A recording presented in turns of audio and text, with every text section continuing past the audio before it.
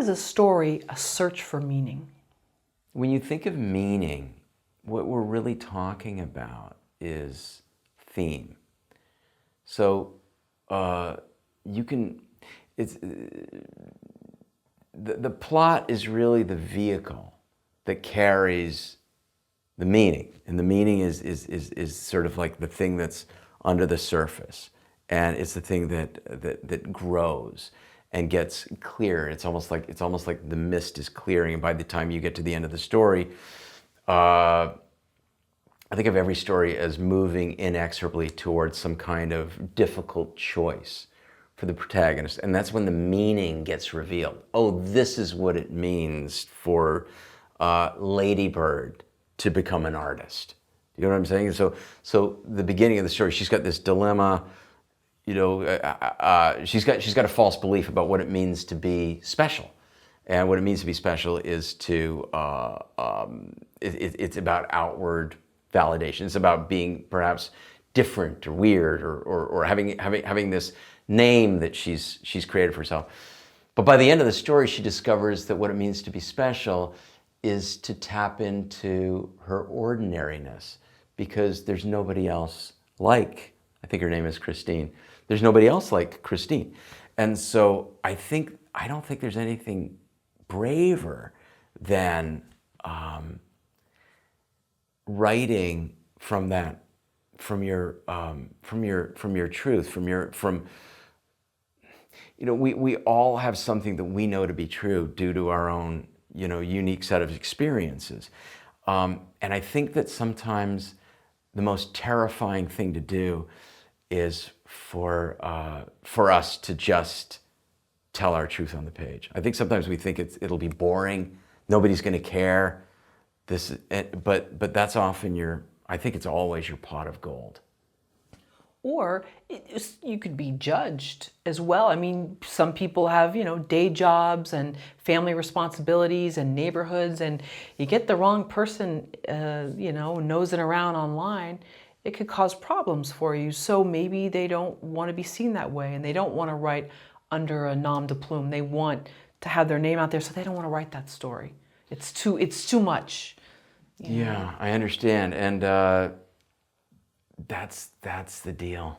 You have to expose it all. Yeah, I mean, warts and all. Yeah. But here's the thing: is that I think of this as a two-tiered process. The first tier is you have to create for yourself.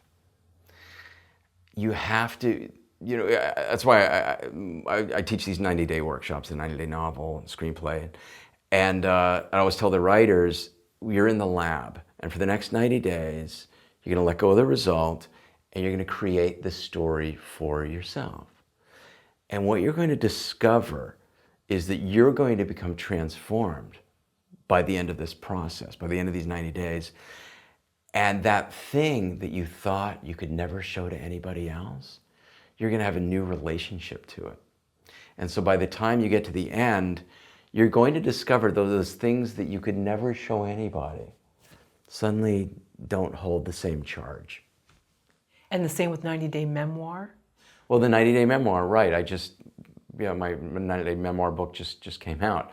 And even more so, because with memoir, you can't hide behind your fiction.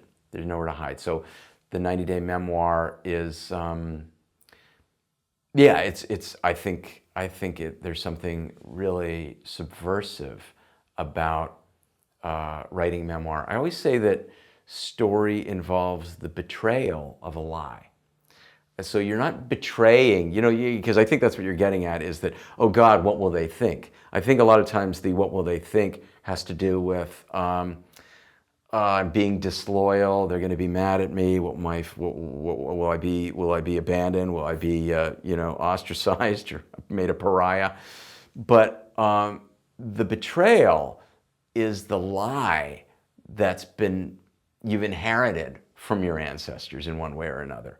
The lie is always, you're not good enough, you're not smart enough, this isn't going to happen for you. It's always some limiting belief we have about ourselves or the world. And so I always say that your story asks everything of you for a reason, because if it didn't, you would never surrender. So your story idea, even if it's memoir, even if it's, your story idea comes to you as an invitation to let go of a limiting belief you have about yourself or the world. And the answer is always love. The answer is always an absence of shame. The answer is always a greater freedom. And, but you have to walk through the process. You don't get that until the end. So you have to take the risk of walking through that shame. Oh my God, what are they going to think? To discover the wider perspective, the deeper truth, which is that, wait a second, I've been loyal to a false belief that was keeping me, that has kept me in bondage to my past in some way. Story is not what happens, but the meaning that we ascribe to the event. What does this mean? Okay, so I'll give you an example. Romeo and Juliet. It's not what happens, it's what it means. So let's say you've got your inciting incident. Romeo sees Juliet. That's the inciting incident, Romeo and Juliet. What does it mean? It could mean anything. Boy sees girl. It doesn't mean anything until you understand what the dramatic question is. Does true love exist? So I'll give you an example. If you're writing a story and you have a sense of your inciting incident, the first thing you want to ask yourself is, how do I reverse engineer this so that I provide with the audience with the necessary information in order to convey meaning when Romeo sees Juliet through the window. That's why Rosalind exists. Romeo, the story begins with Romeo having his heart broken by Rosalind. He's devastated. This isn't just any boy. This is the world's most romantic boy who's just had his heart broken and doesn't know if he can survive if true love doesn't exist. So the story builds in meaning because, oh, now we know what it means when Romeo sees Juliet. And then, so that's your inciting incident. So what happens next, every story point is built on the previous story point. If we don't experience his heartbreak over Rosalind, there's no context for seeing Juliet through the window.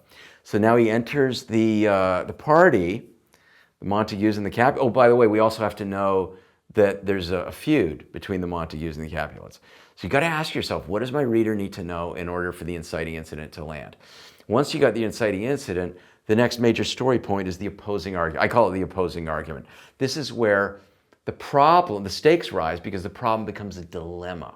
This is where we understand Romeo's dilemma because of some antagonistic response to the protagonist, which is when Tybalt says, I'm going to kill you.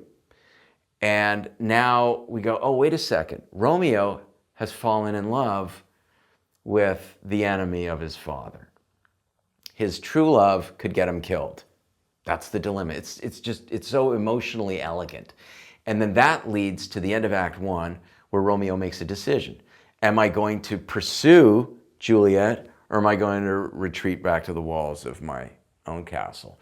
And that's when he makes the decision. He stands under Juliet's balcony. It's not what happens that he proclaims his love to Juliet. It's what it means that he's going to risk his life in order to have his true love. There's always reluctance at the end of the first act. It's so important, there's reluctance. Your protagonist makes a decision that they can't go back on, but if you don't find the reluctance, we lose the connection to the protagonist's dilemma. All right, so he's not reluctant to fall in love with Juliet. He's reluctant to get killed by her father. All right, so the desire never goes away. The desire is always there, the desire for true love from the very beginning. But the dilemma is, am I willing to pay the price for true love?